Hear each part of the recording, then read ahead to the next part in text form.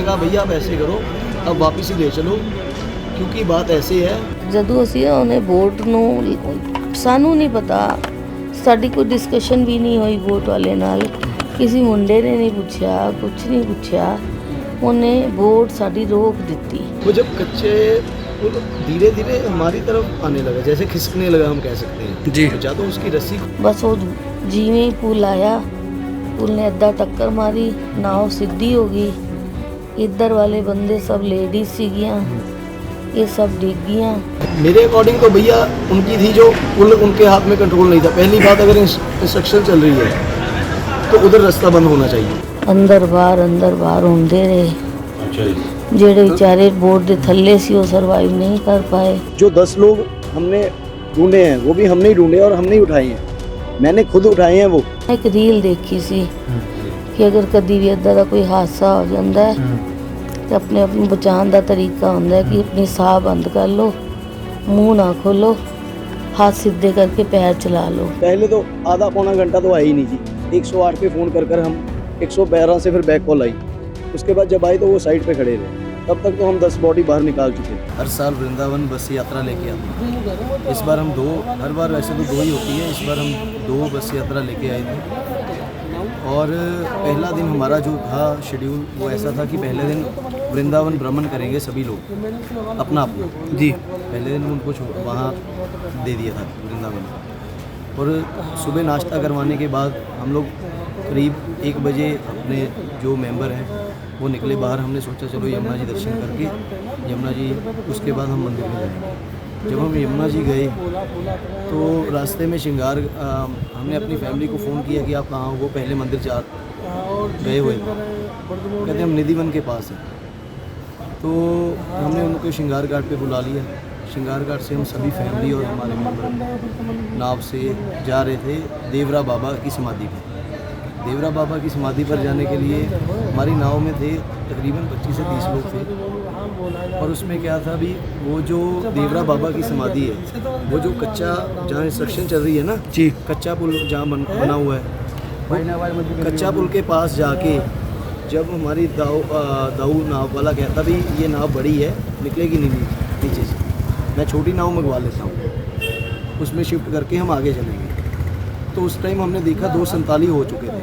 हमने कहा भैया आप ऐसे, उसने छोटी नाव मंगवा भी ली जी, 4 लोग उसमें शिफ्ट हो भी चुके थे जी। हमने कहा भैया आप ऐसे करो, अब वापस ही ले चलो, क्योंकि बात ऐसे है कि हमको 3:30 4 बजे लंच भी देना है उनको तैयार करके, अब वापस ले लो। और इतनी दौरान जो बातचीत कर रहे थे हम, तो उन्होंने एक बार नाव घुमा भी ली और हम वापस के लिए चलने लगे। और उधर से मैंने अपनी आंखों से देखा, दोनों तरफ रस्सी बंधी हुई थी जेसीबी के जी, दोनों घाट पे, दोनों किनारों पर, वो पुल पे, कच्चे पुल के साथ। वो जब कच्चे पुल धीरे धीरे हमारी तरफ आने लगा, जैसे खिसकने लगा हम कह सकते हैं जी। या तो उसकी रस्सी खोल दी गई, या जेसीबी से वो सही कर रहे थे, उनसे कंट्रोल नहीं हुआ, वो क्या हुआ मुझे नहीं पता। वो हमारी तरफ धीरे धीरे आने लगा जी। हमारे नाव वाले भैया ने अपनी तरफ से बहुत कोशिश की और नाव भगाने की कोशिश की। भाई इधर वो अपनी तरफ वापस आ रहे हैं और उधर से जो पुल है वो हमारी तरफ आ रहा है। एक बार नाव बंद हो गई उसके बीच, उसने दोबारा स्टार्ट की फटाफट, और वो जो पुल था वो हमारी और तेज़ हो गया आने में। वो आके एकदम से हमारी नाव के बीच टकरा गए और हमारी नाव बिल्कुल नीचे दब गई, उसमें पानी भर गया। और जितने भी थे 28 से 30 लोग, सभी यमुना जी में पानी में गिर गए, किसी का कुछ नहीं पता लगा। फिर जैसे जैसे जिसने सर्वाइव किया ऊपर आए तो वो रिकवर हो रहे थे। बाकी कई लोग तो, कई क्या 8 से 10 लोग तो 10 लोग तो हो ही गए हैं डेड। तो बॉडी उनकी ऊपर आ गई थी, हमने फटाफट वो बाहर निकाल ली। अभी 6 लोग अभी भी मिसिंग हैं। उनमें कौन कौन लोग नाम है उनका जी, मनिक टंडन, पंकज मल्होत्रा, एक है जी ऋषभ शर्मा, एक है जी अपना यश पल्ला, और एक है जी मोनिका, और एक है जी अपना गुड्डू। ये 6 लोग अभी भी मिस हैं। 5 लोग हमारे ये हॉस्पिटल में दाखिल हैं जी। उनकी कैसी हालत है? 3 लोग ठीक है जी, स्टेबल हैं। 2 लोग आईसीयू में हैं, श्वेत और उसके मदर। यहाँ पे सुविधा कैसी मिल रही है प्रशासन के द्वारा? जो मेरे मदर हैं वो भी इन 3 लोगों में से ही हैं। यहाँ सुविधा कैसी मिल रही है आप लोगों को? भैया अपनी तरफ से प्रशासन तो कर रहा है, हेल्प जितनी हो सकती है अपनी तरफ से बिल्कुल कर रहे हैं, पर मेन बात ये है जो उनकी लापरवाही थी, उनकी लापरवाही के कारण आज कई घर उजड़ गए। अभी तक किसकी लापरवाही मानते हैं मेन इसमें? मेरे अकॉर्डिंग तो भैया उनकी थी, जो पुल उनके हाथ में कंट्रोल नहीं था। पहली बात, अगर इंस्ट्रक्शन चल रही है तो उधर रास्ता बंद होना चाहिए। आप उसमें जाने मौजूद क्यों थे? दे रहे हो? आप उसमें मौजूद आप थे? नाव में मौजूद थे? कहाँ थे आप मैं जब? नाव में मौजूद था भैया। तो आप मैं कैसे डूब बचे? गया था। आप कैसे बचे, किस तरह पहले से? मैंने एक अपनी तरफ से कोशिश की ऊपर हाथ, पहले एक बार मैं ऊपर आ गया, फिर नीचे चला गया जी। उसके बाद ऊपर आने से मैंने नाव को हाथ डल गया एक बड़ी को, फिर बांस के जरिए से मैं ऊपर पहुंच गया। और उसके बाद बात ये है भी, अगर जो कोई लोग कह रहे हैं कि ओवरलोड होने की वजह से ये हुआ, जी। ओवरलोड होने की वजह से अगर ये होता तो श्रृंगार घाट से वो कच्चे पुल तक जाते हुए भी हो सकता था। आप 25-30 लोग बता, वापस तरफ भी वो सही चल रहे थे। जो भी हुआ तो वो तो हुआ, तो उसके हिट करने उस से समय ना। आप कीर्तन कर रहे थे सब लोग? कीर्तन हम 2:45 पे कीर्तन कर रहे थे, तभी वो नाव मंगवा रहा था दूसरी छोटे वाली। हमने कहा नहीं जाना, आप वापस मुड़ो। उसी दौरान ये तो घटना। आपका एक जिस तरह वीडियो से भी वायरल हुआ है जिसमें राधे राधे कर रहे हैं, क्या वो आप लोगों का ही वीडियो है? जी बिल्कुल, हमारी वीडियो है। जिस तरह से आप बता रहे हैं कि 25-30 लोग थे, जबकि प्रशासन द्वारा, पंजाब सरकार द्वारा 37 लोगों की लिस्ट जारी की गई है। हमारे भैया जी 10 लोग की बॉडी घर जा चुकी है जी, जी। कल पोस्टमार्टम करवा के जी आज सुबह 1 बजे के करीबन भेज दी गई। 5 लोग अभी आपको मैंने बताया हॉस्पिटल में जी। 15, 2 सुरेश भैया लोग साइड है अपने सिविल हॉस्पिटल मथुरा में हैं। प्रशासन का कहना था कि वो सही हैं, पर वो उनकी लड़की सही थी, जो उनके मदर थे वो सही नहीं थे, उनका रंग चेंज हो रहा अब था। आप सरकार से क्या मांग करना चाहेंगे? 17 लोग हो गए जी, और बाकी हमारे 6-7 लोग बाहर आ गए हैं जी। प्रधानमंत्री ने 2 लाख रुपए मुआवजा मृतकों को और देखो 50,000। जी, मैं बताता हूँ जी। देखो 2 लाख जो उन्होंने मुआवजा दिया वो छोड़ो, पहली बात ये है जैसे हमारे साथ हुआ किसी के भी साथ हो सकता है। अगर हम 30 लोग थे तो अगर कोई 2 लोग हों तो उसके साथ भी ये हो सकता है ना। हिट के कारण तो कुछ भी गिरेगा ही। तो आप लोगों ने आप लाइव मेरी बात मान रहे हो? ठीक है जी, मेरे पहले बात यही है कि वो वहाँ पर अगर तो काम चल रहा है तो वहाँ पे एंट्री बंद करें। आप लोगों ने दूसरी लाइफ बात- जैकेट नहीं पहनी थी या फिर उस नाविक ने दी थी आपको लाइफ जैकेट? जो लाइफ जैकेट तो पे कोई नहीं मिली लाइफ जैकेट, क्या आप स्टीमर वाले ने दी थी? क्या कह रहा था स्टीमर वाला? कुछ नहीं मिला हमें। नहीं मिला। और वहाँ पर खड़े कोई जो अपने थे नाव वाले 1-2 थे जो हेल्प कर रहे थे, नहीं तो भैया बस राधे राधे ही। क्या आपके साथ कुछ छोटे बच्चे भी थे उसमें? छोटे बच्चे, एक छोटी बच्ची थी बानी, जो अभी सही है, मैंने आपको बताया भी वो मथुरा सिविल हॉस्पिटल में, पर उनके मदर थोड़ी जी उनकी कंडीशन है, वो भी ट्रीटमेंट चल रहा है वहाँ पे। पर इनके प्रशासन के कहने के अकॉर्डिंग वो सही थे, पर वो सही नहीं थे। क्या हुआ, क्या जब मैंने कल बॉडी पोस्टपोन करवाने के बाद भेज दी तो मैं अपने आश्रम गया जहाँ बस रुकी हुई थी जी। तो मैंने आज सुबह बस 4 बजे। आप क्या इनके क्या आपका जिम्मेदारी थी इसमें? हमारा क्लब था जी, क्लब था? किस क्लब का? बांके बिहारी क्लब जगराऊँ। ठीक है। और मैं सुबह गया आश्रम में तो मैंने दोनों बसें वापस भेजी, तो उस समय मुझे पता लगा अभी बानी और अपना क्या नाम है उनका, पिंकी जो पक्का नाम है शायद, गुड्डा। हाँ, तो वो नहीं है। तो फिर सारा पता करवाने के बाद पता लगा भी वो है, पर इन्होंने उन लिस्ट में उनका नाम नहीं डाला हुआ, समझ लो मेरी बात।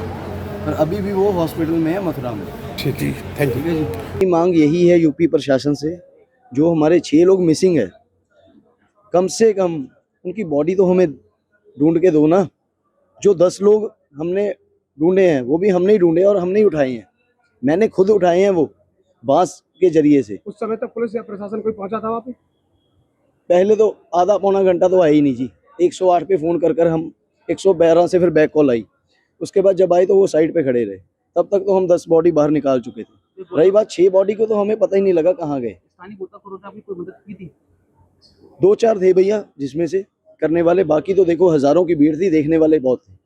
ठीक है जी, मेरी मांग यही है प्रशासन से, जो हमारे 6 लोग मिस हैं, अगर तो वो सही हैं, किसी हॉस्पिटल में हैं, पहले तो सारे हॉस्पिटल अपने आसपास के हॉस्पिटल में पता कराएं, कहीं एडमिट तो नहीं है। जैसे उनके कहने के अनुसार बानी और वो पिंकी भी सही थी, पर वो सही नहीं थी, वो हॉस्पिटल में थी मथुरा में कल रात से।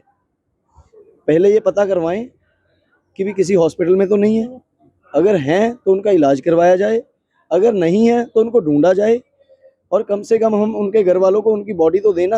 लास्ट टाइम वो उनको देख तो लें, और उनके घर वाले भी अभी आए हुए हैं। हमारी प्रशासन से यही मांग है कि प्योरिटी बेस पर उनको ढूंढा जाए। हमारे जो 6 के 6 लोग हैं। ਅੱਛਾ ਕਦੋਂ ਤੁਸੀਂ ਗਏ ਸੀਗੇ ਯਾਤਰਾ ਦੇ ਉੱਤੇ, ਕਿੰਨੇ ਜਾਣੇ ਗਏ ਸੀਗੇ, ਕਿਹੜੀ ਜਗ੍ਹਾ ਤੋਂ ਗਏ ਸੀਗੇ? ਅਸੀਂ 120 ਬੰਦਾ 2 ਬੱਸਾਂ ਵਿੱਚ ਗਏ ਸੀ। ਹਾਂਜੀ ਲੁਧਿਆਣੇ ਤੋਂ ਅਸੀਂ 8 ਬੰਦੇ ਜਗਰਾਓਂ ਜਾਣਾ ਪੈ ਗਿਆ ਸੀ ਕਿਉਂਕਿ ਉਧਰ ਮੌਸਮ ਖਰਾਬ ਹੋ ਗਿਆ ਸੀ ਜਗਰਾਓਂ। ਤੇ ਉਹਨਾਂ ਨੇ ਕਿਹਾ ਸੀ ਜੇ ਲੈ ਕੇ ਆਏ ਸਾਡਾ ਲੰਗਰ ਪਾਣੀ ਖੋਲ੍ਹਣ ਜੋਗਾ ਨਹੀਂ ਰਹੇਗਾ, ਅਸੀਂ ਪੈਕ ਕਰਕੇ ਇੱਕ ਵਾਰੀ ਜਗਰਾਓਂ ਤੋਂ ਚੱਲਣਾ ਹੈ ਤੇ ਤੁਸੀਂ ਸਾਰੇ 8 ਹੀ ਜਣੇ ਰਹਿ ਗਏ ਹੋ, ਤੁਸੀਂ ਜਗਰਾਓਂ ਆ ਜਾਓ। ਅੱਛਾ ਜੀ ਅਸੀਂ ਆਪਣੀ ਉਹ ਦੂਸਰੀ ਉਹ ਕੀਤੀ ਗੱਡੀ 11 ਸੀਟਰ, ਹਾਂਜੀ ਅਸੀਂ ਚਲੇ ਗਏ। ਹਾਂਜੀ ਉੱਥੇ ਪਹੁੰਚੇ, ਉੱਥੇ ਅਸੀਂ ਸਾਰਾ ਕੁਝ ਨਾਸ਼ਤਾ ਵਗੈਰਾ ਡਿਨਰ ਵਗੈਰਾ ਕੀਤਾ। ਹਾਂਜੀ ਉਸ ਤੋਂ ਬਾਅਦ ਸਾਡਾ ਭਜਨ ਸ਼ੁਰੂ ਹੋ ਗਏ ਚੱਲਣ ਤੋਂ ਪਹਿਲੇ। ਹਾਂਜੀ 1 ਘੰਟਾ ਅਸੀਂ ਗਊਸ਼ਾਲਾ ਵਿੱਚ ਹਾਂਜੀ ਭਜਨ ਕੀਤਾ। ਭਜਨ ਕਰਨ ਤੋਂ ਬਾਅਦ ਸਭ ਨੂੰ ਬੱਸਾਂ 'ਚ ਬਿਠਾਇਆ ਗਿਆ। ਹਾਂਜੀ ਇੱਕ ਸਮਝ ਲਓ ਮੇਨ ਬੱਸ ਤੁਸੀਂ ਲਾ ਲਓ ਕੋਈ ਮਾਸੀ ਭੂਆ ਇੱਦਾਂ ਦੀ ਫੈਮਿਲੀ ਬੱਸ ਸੀਗੀ। ਔਰ ਇੱਕ ਜਿਹੜੇ ਆਮ ਬੰਦੇ ਕੋਈ ਮੇਰੀ ਬੁੱਕ ਕਰਾ ਲਈ, ਉਹ ਅੱਗੂ ਦੀ ਅੱਗੂ ਬੁੱਕ ਕਰਾ ਲਈ, ਉਹ ਮੈਨੂੰ ਕੋਈ ਨੌਲੇਜ ਨਹੀਂ ਹੈ। ਠੀਕ ਹੈ ਜੀ ਮੈਨੂੰ ਆਪਣੇ 8 ਬੰਦਿਆਂ ਤੋਂ ਇਲਾਵਾ ਹੋਰ ਕਿਸੇ ਬੰਦੇ ਦਾ ਨਾਮ ਵੀ ਨਹੀਂ ਪਤਾ। ਅੱਛਾ ਜੀ ਤੇ ਟੋਟਲ ਕਿੰਨੇ ਕੁ ਬੰਦੇ ਸੀਗੇ? 120 ਬੰਦਾ। ਅੱਛਾ 120 ਬੰਦੇ ਸੀਗੇ। ਹਾਂ ਤੁਸੀਂ ਵੀ ਉਸ ਕਿਸ਼ਤੀ 'ਚ ਮੌਜੂਦ ਸੀਗੇ? ਨਹੀਂ, ਕਿਸ਼ਤੀ 'ਚ ਅਸੀਂ 30 ਬੰਦੇ ਸੀ। 30 ਤੋਂ 37 ਕਹਿ ਰਹੇ ਨੇ ਮੁੰਡੇ, 37 ਬੋਲਦੇ ਨੇ, ਹਾਂਜੀ ਪਰ 4 ਉਤਾਰੇ ਸੀ ਅਸੀਂ। ਉਸ ਅੱਛਾ ਤੋਂ ਤੁਸੀਂ ਬਾਅਦ ਉਸ 'ਚ ਮੌਜੂਦ ਸੀਗੇ ਜਦੋਂ ਇਹ ਹਾਦਸਾ ਹੋਇਆ? ਹਾਂ ਮੈਂ ਮੌਜੂਦ ਸੀ। ਅਸੀਂ ਕੀਰਤਨ ਕਰ ਰਹੇ ਸੀ।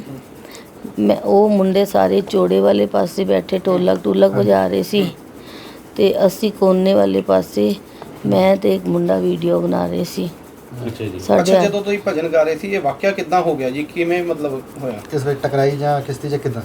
ਕੀ ਪਤਾ ਦੇਖੋ, ਲੱਗਿਆ? ਜਦੋਂ ਅਸੀਂ ਭਜਨ ਕਰਦੇ ਜਾ ਰਹੇ ਸੀ ਨਾ ਹਾਂਜੀ ਤਾਂ ਸਾਨੂੰ ਪਰਮਾਤਮਾ ਤੋਂ ਇਲਾਵਾ ਕੁਝ ਨਹੀਂ ਪਤਾ ਹਾਂਜੀ ਕਿ ਸੱਜੇ ਕੀ ਹੋ ਰਿਹਾ, ਖੱਬੇ ਕੀ ਹੋ ਰਿਹਾ, ਕਿੱਦਾਂ ਕਿੱਥੇ ਜਾ ਰਹੇ ਹਾਂ, ਕਿੱਥੇ ਨਹੀਂ ਜਾ ਰਹੇ ਹਾਂ। ਇਹ ਪਤਾ ਸੀ ਕੋਈ ਦੇਵਰੀਆ ਬਾਬਾ ਨੇ ਉੱਥੇ ਅਸੀਂ ਕ੍ਰਾਸ ਕਰਨਾ ਸੀ। ਉਹਦਾ ਬਾਈ ਰੋਡ ਰਸਤਾ 35 ਕਿਲੋਮੀਟਰ ਸੀ ਔਰ ਉਹ ਆਉਣ ਜਾਣ ਸਾਨੂੰ 70 ਕਿਲੋਮੀਟਰ ਪੈਣਾ ਸੀ ਤੇ ਅਸੀਂ ਦੇਵਰੀਆ ਬਾਬਾ ਜੀ ਦੇ ਕ੍ਰਾਸ ਕਰ ਰਹੇ ਸੀ।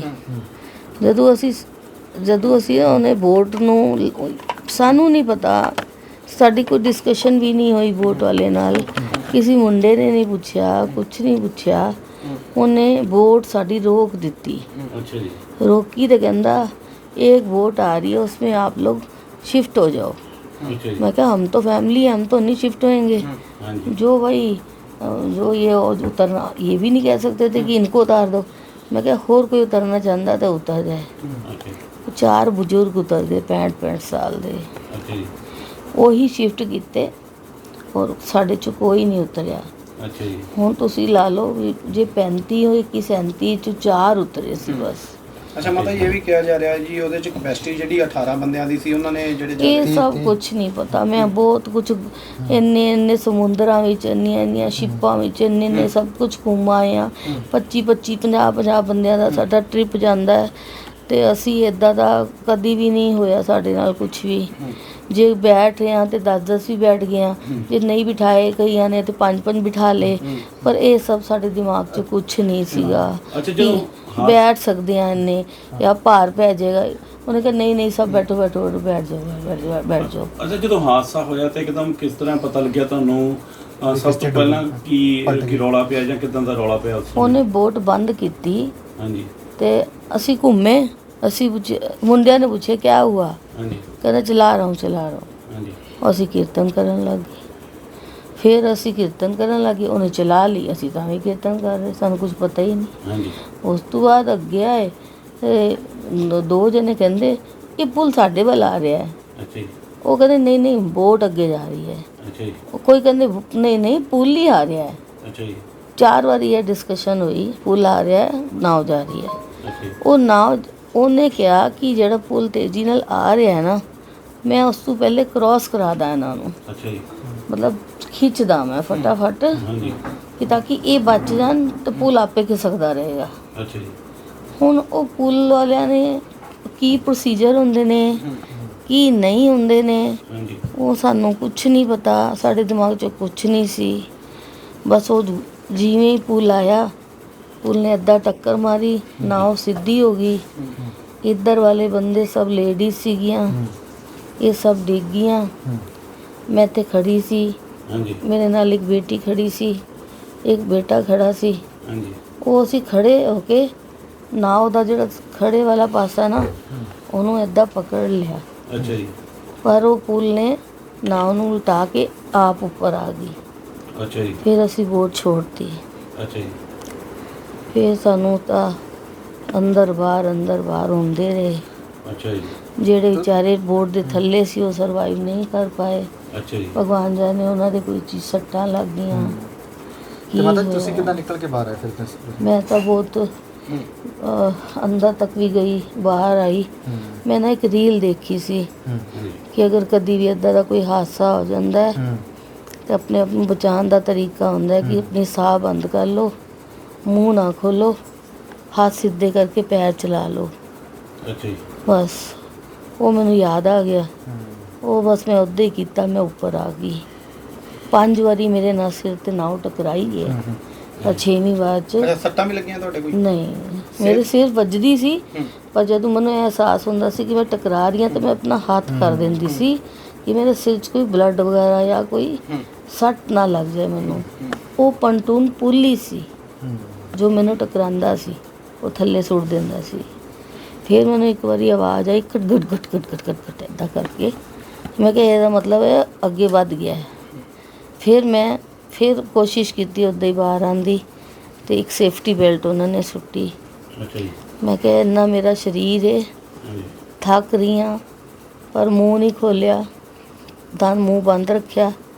ਸਾਹ ਤੋਂ ਵੀ ਜ਼ਿਆਦਾ, ਨੱਕ ਤੋਂ ਵੀ ਜ਼ਿਆਦਾ ਸਾਹ ਨਹੀਂ ਲਿਆ। ਅਤੇ ਬਸ ਉਹ ਸੇਫਟੀ ਬੈਲਟ ਨੂੰ ਮੈਂ ਦੇਖਿਆ ਕਿ ਕਿਹੜੇ ਪਾਸੇ ਜਾਵਾਂ ਜਿੱਥੇ ਕੋਈ ਬਾਹਰ ਨਿਕਾਲਣ ਦਾ ਸਾਧਨ ਮੈਨੂੰ ਜਲਦੀ ਮਿਲ ਜਾਏ, ਕਿਉਂਕਿ ਅਗਰ ਸੈਂਟਰ 'ਚ ਜਾਂਦੀ ਜਿੱਧਰ ਸਾਰੇ ਸੀ, ਉੱਥੇ ਤਾਂ ਮੈਂ ਡੁੱਬ ਜਾਣਾ ਸੀ। ਫਿਰ ਉੱਧਰੋਂ ਦੀ ਜਿੱਧਰ ਵਧਣ ਦਾ ਸੀਗਾ, ਉੱਧਰੋਂ ਬੋਟਾਂ ਚੱਲ ਪਈਆਂ। ਫਿਰ ਮੈਂ ਬੋਟ ਦਾ ਕੁੰਡਾ ਨਹੀਂ ਛੋੜਿਆ।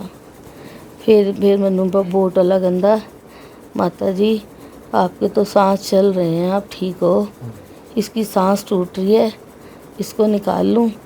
मैं कि हाँ निकाल ले भाई, अगर मेरी वजह से इसकी जान पहले बचती है तो बचा ले, मेरी जान बचनी होगी तो बच जाएगी, नहीं तो मैं भी चली जाऊँगी। उस लेडी ਨੂੰ मैं क्या तुसी जिसकी सांसें टूट रही हैं उसको निकाल लो बाहर। उन्होंने उन्होंने ਕੱਢਿਆ ਉਹਨੂੰ ਸਿੱਟਿਆ। ਬਾਕੀ ਉਹਨਾਂ ਨੇ ਉਹਨੂੰ ਆਪਣਾ ਪਾਣੀ ਪੂਣੀ ਕੱਢਣ ਲੱਗ ਗਏ। ਉਸ ਤੋਂ ਬਾਅਦ ਉਹਨਾਂ ਨੇ ਮੈਨੂੰ ਕੱਢਿਆ। ਫਿਰ ਇੱਕ ਮੁੰਡਾ ਸੀ, ਉਹ ਪੁੱਲ 'ਚ ਫਸਿਆ ਹੋਇਆ ਸੀ, ਉਹ ਆਂਟੀ ਆਂਟੀ ਕਰ ਰਿਹਾ ਸੀ, ਆਂਟੀ ਆਂਟੀ, ਕਿਉਂਕਿ ਉਹ ਸਾਡੇ ਗਰੁੱਪ ਦਾ ਸੀ ਜਗਰਾਉਂ ਦਾ। ਮੈਂ ਕਿਹਾ ਭਈਆ ਭਗਾ ਭਗਾ ਉਧਰ ਭਗਾ ਜਲਦੀ। ਫਿਰ ਉੱਥੇ ਗਏ, ਉਹ ਮੁੰਡੇ ਦਾ ਆਪਣਾ ਜ਼ੋਰ ही नहीं लग पा रहा ਸੀ। फिर कई जने मैं क्या जैसे मेरे को निकाला है ना लात से पकड़ के, इसकी लातें पकड़ो, ये फिर अपना जोर लगाएगा। फिर उन्होंने 2 जने ने लत्ता चुकी, एक एक ने बाँह फड़ी, वो मुंडा भी आ गया ऊपर। बस बच गया जी। हाँ वो है गया। ਅੱਛਾ ਜੀ, ਤੁਹਾਨੂੰ ਪਤਾ ਲੱਗਿਆ ਕਿੰਨੇ ਕੁ ਜਾਣੇ ਤੁਹਾਡੇ ਨਾਲ ਦੇ ਜਿਹੜੇ ਨੇ ਕਾਫੀ ਜ਼ਿਆਦਾ ਜਾਣੀ ਕਿ ਹੋ ਗਏ ਨੇ, ਤੇ ਜਿਹੜੇ ਬੱਚੇ ਨੇ ਉਹ ਕਿਹੜੇ ਪਰਿਵਾਰ ਸਾਰੀ ਤੋਂ ਨੇ? ਸ਼ਨਾਖਤ ਤੋਂ ਕਰਾਉਂਦੇ ਰਹੇ ਨੇ। ਮੈਂ ਸਭ ਦੇ ਜਦੋਂ ਮੈਨੂੰ ਸਿਵਲ ਹਸਪੀਟਲ ਵਿੱਚ ਫੋਟੋ ਦਿਖਾਉਂਦੇ ਸੀ, ਅਤੇ ਜਿਨ੍ਹਾਂ ਦੇ ਨਾਮ ਮੈਨੂੰ ਨਹੀਂ ਪਤਾ ਸੀ, ਮੈਂ ਇਹ ਕਹਤਾ ਸੀ ਕਿ ਇਹ ਬੰਦਾ ਅਗਰ ਹੋਏ ਤਾਂ ਇਹਦੀ ਫੈਮਿਲੀ ਹੈ ਸਾਰੀ, ਇਹ ਦੱਸ ਦੇਗਾ ਉਹਦਾ ਨਾਮ ਕੀ ਹੈ। ਅਸੀਂ ਤਾਂ ਕਿਸੇ ਨੂੰ ਬੱਚਾ ਕਹਿ ਦਿੰਦੇ ਸੀ, ਕਿਸੇ ਨੂੰ ਪੁੱਤਰ ਕਹਿ ਦਿੰਦੇ ਸੀ, ਕਿਸੇ ਨੂੰ ਲਵ ਕਹਿ ਦਿੰਦੇ ਸੀ ਜਿਹਦਾ ਨਾਮ ਪਤਾ ਸੀ, ਬੈਲ ਫੈਮਿਲੀ, ਕਿਸੇ ਨੂੰ ਭਾਬੀ ਕਹਿ ਦਿੰਦੇ ਸੀ। ਪਰ ਮੈਂ ਆਪਣੇ 8 ਮੈਂਬਰਾਂ ਦੀ ਸਾਰੀ ਆਇਡੈਂਟੀ ਦਿੱਤੀ ਜਿਨ੍ਹਾਂ ਦੀ ਡੈੱਡ ਬੋਡੀਆਂ ਇੱਥੇ ਪਹੁੰਚੀਆਂ ਨੇ। ਅੱਛਾ, ਤੁਸੀਂ ਇੱਥੋਂ 8 ਜਣੇ ਗਏ, ਕਿੰਨੇ ਜਣੇ ਮਤਲਬ ਉੱਥੇ ਵਾਪਸ ਹਾਂਜੀ ਹਾਂਜੀ ਅਸੀਂ ਫਿਲਹਾਲ ਹਲੇ 2 ਵਾਪਸ ਆਏ ਹਾਂ, ਤੇ 6 ਜਣਿਆਂ ਚੋਂ 4 ਦੀ ਡੈਥ ਹੋ ਗਈ। ਤੇ 2 ਲਾਪਤਾ ਅਜੇ ਵੀ ਹੈ ਜੀ? ਨਹੀਂ, ਇੱਕ ਕ੍ਰਿਟੀਕਲ ਹੈ, ਇੱਕ ਦਿਨ ਹੁਣੇ ਮਿਲੀ ਹੈ ਮਥੁਰਾ ਤੋਂ। ਉਹ ਹੁਣ ਆਏਗੀ ਅੱਛਾ ਕਿੰਨੇ ਸਾਲਾਂ ਤੋਂ ਜਾਂਦੇ ਸੀ ਜੀ ਬਹੁਤ ਸਾਲਾਂ ਤੋਂ।